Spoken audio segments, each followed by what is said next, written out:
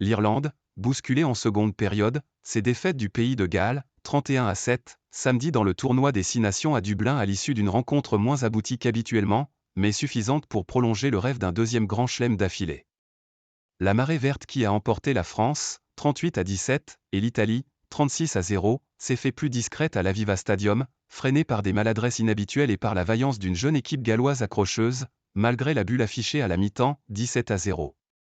Le 15 du trèfle a malgré tout assuré l'essentiel avec cette troisième victoire en 3 matchs, avec le bonus offensif obtenu sur le gong, de quoi s'offrir une probable finale pour le titre contre l'Angleterre dans 2 semaines, le 9 mars à Twickenham. Le sélectionneur anglais Andy Farrell retournera au pays avec la possibilité de concrétiser encore davantage l'objectif du début de tournoi, remporter un deuxième grand chelem successif, ce qu'aucune nation n'a accompli depuis le passage à 6 nations en 2000. Dans l'après-guerre, seule l'Angleterre, 1991 à 1992, et la France, 1997 à 1998, ont réussi un sans faute 2 éditions de suite, à une époque où le tournoi se disputait à 5. 2 cartons jaunes.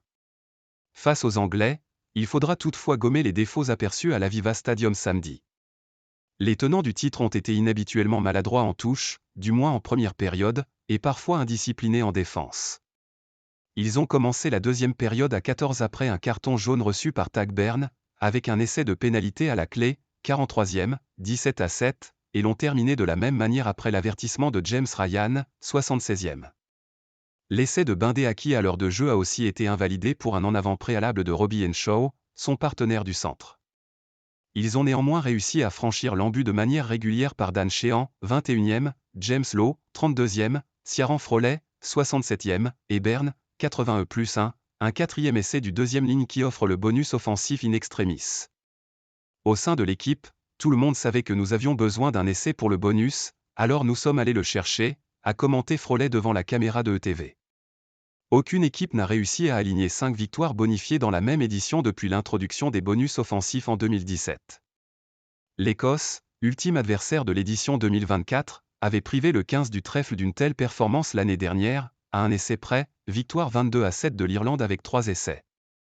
Dans 2 semaines, l'Irlande tentera de poursuivre cette mission chez les Anglais, à qui il pourrait souffler un record au passage. Samedi, l'équipe d'Andy Farrell a en effet obtenu un 11e succès d'affilée dans le tournoi, ce que seul le 15 de la Rose avait réussi à faire jusqu'à présent, en 2017. Le pays de Galles recevra de son côté la France le 10 mars à Cardiff, avec 3 défaites dans les bagages.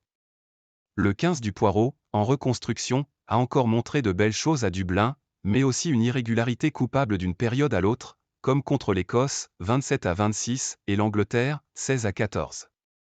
Se connaître, cela prend du temps, les jeunes apprennent au fur et à mesure, a résumé le sélectionneur Warren Gatland, insistant sur le grand pas en avant effectué par son équipe, malgré la défaite.